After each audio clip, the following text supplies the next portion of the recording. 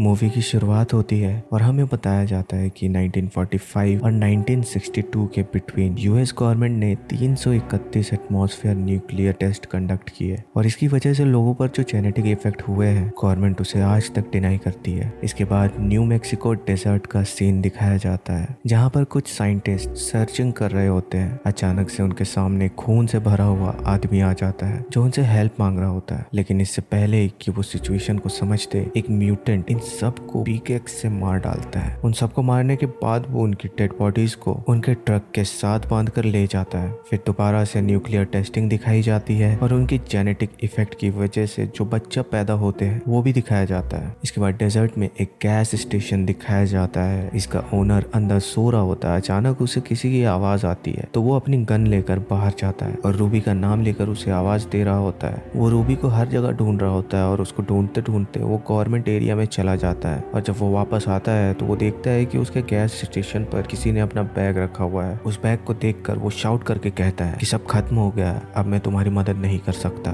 थोड़ी देर के बाद वो दोबारा बाहर आता है और उस बैग को अंदर ले जाता है। इस दौरान कोई उसको देख रहा होता है। उस बैग में बहुत सारा एक्सपेंसिव सामान होता है और बैग में ही उसे किसी का कटा हुआ कान भी मिलता है। ये कान उसी लड़की का होता है जिसका वो बैग था और ये हमें तब पता चलता है जब हम पर्स में उस लड़की की तस्वीर को देखते हैं। और यहाँ पर हमें ये बात भी पता चलती है कि वो भी उन म्यूटेंट्स के लिए काम कर रहा होता है और वो बहुत लालची था। जब वो सामान चेक कर रहा होता है तब बाहर कोई आ जाता है। बाहर एक फैमिली होती है जो क्लीवलैंड सैंटियागो जा रहे होते हैं। उस फैमिली में आदमी का नाम बॉब था जिसकी वाइफ ईथल थी। उनके साथ उनके 3 बच्चे भी होते हैं, ब्रेंडा, बॉबी और लिन। लिन का हस्बैंड डग और उनके साथ उनकी छोटी बेटी कैथरीन भी होती है। उनके साथ 2 जर्मन डॉग भी होते हैं जिनका नाम उन्होंने ब्यूटी एंड बीस्ट रखा था। कार में फ्यूल डलवाने के बाद जब वो लोग वहां से जा रहे होते हैं तब टॉम उन्हें हिल्स के बीच से एक शॉर्टकट बताता है जो मैप पर था ही नहीं। टाइम सेव करने की वजह से वो उस रास्ते पर चल पड़ता है। अभी उन्हें चलते हुए ज्यादा देर नहीं होती कि वहां पर कुछ स्पाइक्स जो कि हिडन होते हैं उसकी वजह से गाड़ी क्रैश हो जाती है और पत्थर से टकरा जाती है और साथ ही पंक्चर हो जाती है। उनके डॉग वहां से भाग जाते हैं और बॉबी उनको लेने उनके पीछे चला जाता है। बॉब समझ रहा था कि सब कुछ हाई टेम्परेचर की वजह से हुआ है और वहां पर दूर दूर तक कुछ भी दिखाई नहीं दे रहा था और ना ही उनके अलावा वहां पर कोई मौजूद था। बॉबी अपने डॉग्स को ले आता है लेकिन कोई उसे छुपकर देख रहा होता है। उन्हें वहां से निकलने के लिए कोई भी उम्मीद नजर नहीं आ रही थी। तब बॉब डिसाइड करता है कि हम अपने हेल्प के लिए यहाँ से पैदल ही जाएंगे। बॉब दोबारा उस गैस स्टेशन पर जाएगा और तभी डग उसी रास्ते से अपना सफर आगे तय करेगा और सब लेडीज भी बॉब के साथ होती है। बॉब एक गन खुद रख लेता है और एक बॉबी को दे देता है क्योंकि डग ने गन रखने से इनकार कर दिया था। इसके बाद वो दोनों अपने अपने रास्ते निकल जाते हैं। ब्रेंडा ट्रेलर का दरवाजा खोल देती है और ब्यूटी वहां से भाग जाती है। उसके पीछे बॉबी भी चला जाता है। ब्यूटी के पीछे भागते भागते वो काफी आगे निकल आता है। फिर उसे वहां पर खून नजर आता है और वो खून का पीछा करता है। तब वो देखता है कि किसी ने ब्यूटी को बीच में से चीर फाड़ के मार दिया है। ये देखकर वो काफी डर जाता है और वहां से भागने की कोशिश करता है। तभी वो हिल से नीचे गिर जाता है और बेहोश हो जाता है। एक डिफॉर्म लड़की उसके पास आकर बैठ जाती है और वो लड़की कोई और नहीं रूबी होती है। लेकिन रूबी बाकी म्यूटेंट जैसी बिल्कुल नहीं थी। वो बॉबी को अपने भाई कॉगल से बचाना चाहती थी जो कि ऊपर बैठकर ब्यूटी का पांव खा रहा था। दूसरी तरफ डग चलते हुए एक बहुत बड़े होल तक पहुंच जाता है। इसमें बहुत सारी गाड़ियां खड़ी होती है। वो उन गाड़ियों के पास जाकर देखता है तो सारी गाड़ियां खराब होती है और कोई भी चलने के काबिल नहीं होती और बॉब को गैस स्टेशन तक पहुंचते पहुंचते रात हो जाती है। वहां पर वो टॉम को ढूंढता हुआ अंदर चला जाता है। तब उसे वही बैग नजर आता है जिसमें कटा हुआ कान था। वहां पर उसे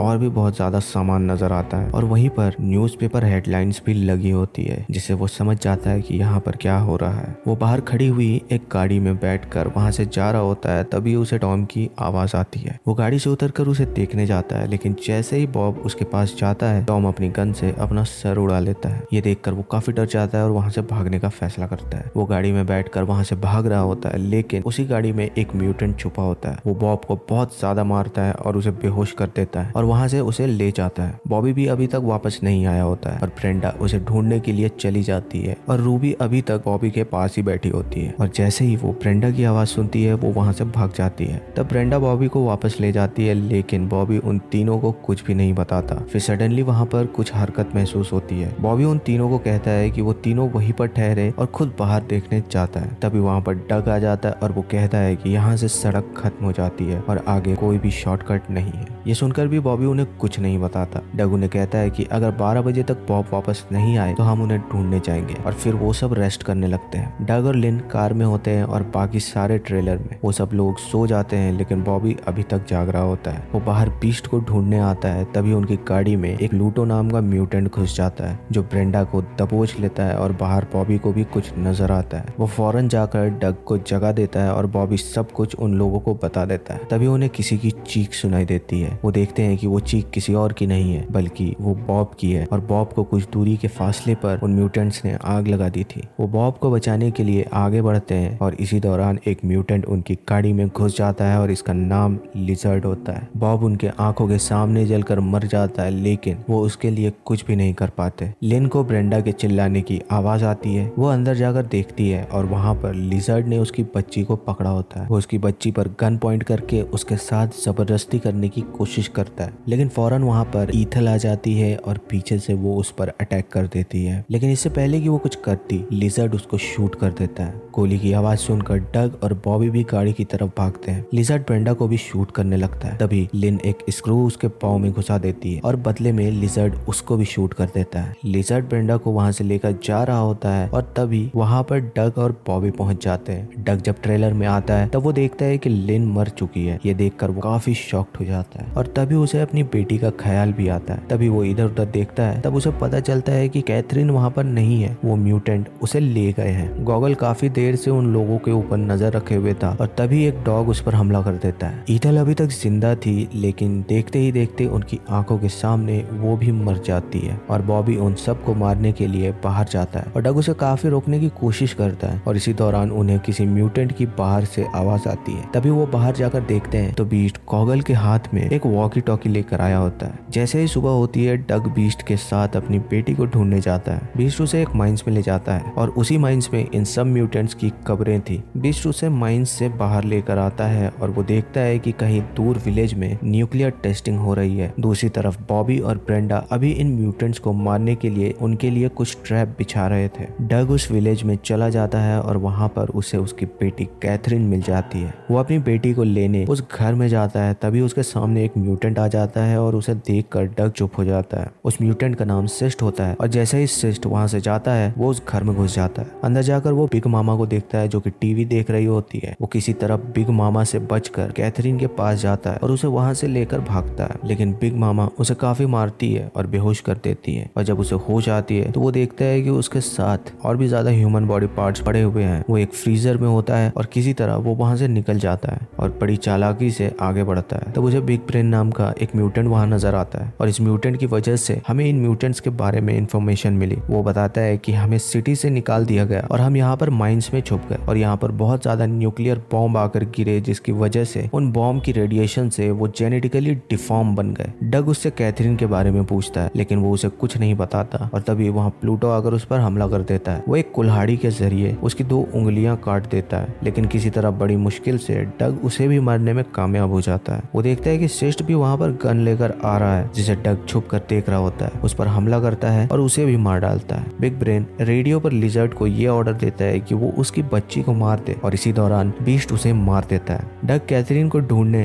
हर घर में जाता है लेकिन उसे कैथरीन तो नहीं मिलती लेकिन वहाँ पर उसे बहुत सारे डिफॉर्म बच्चे नजर आते हैं। लिजर्ड जब कैथरीन को मारने लगता है तब वो देखता है कि वहाँ पर पिग है, कैथरीन नहीं। कैथरीन को रूबी वहाँ से लेकर भाग गई थी। दूसरी तरफ बॉबी की मदर की डेड बॉडी वहाँ से गायब थी। वो उसे ढूंढ रहे होते हैं तब वो देखते हैं कि जुपिटर उसको खा रहा है। जुपिटर उन सब म्यूटेंट का बाप था। जैसे ही वो उन्हें देखता है वो उनके पीछे पड़ जाता है और वो भी उसे फंसाने की कोशिश करते हैं और किसी तरह वो उसे अपने ट्रैप में फंसा लेते हैं और जैसे ही वो ट्रेलर का दरवाजा खोलता है वो अपने आप ब्लास्ट हो जाता है। रूबी कैथरीन को लेकर डग के पास पहुंच जाती है और तभी वहां पर लिजर्ड भी आ जाता है और डग उसे शूट कर देता है। रूबी डग को उसकी बेटी दे देती है और इसी दौरान लिजर्ड भी खड़ा हो जाता है और उन्हें गोली मारने की कोशिश करता है। तभी रूबी उसे पहाड़ से गिरा देती है और उसके साथ खुद भी मर जाती है। बॉबी देखता है कि जुपिटर अभी भी जिंदा है। तभी ब्रेंडा एक पिकेक्स लेती है और उसे मार देती है। फिर वो देखते हैं कि डग अपनी बेटी और बीस्ट के साथ वापस आ रहा है। दोनों उसे देखकर काफी खुश हो जाते हैं लेकिन अभी भी उन्हें कोई छुप कर देख रहा होता है और इसके साथ ही ये मूवी एंड हो जाती है।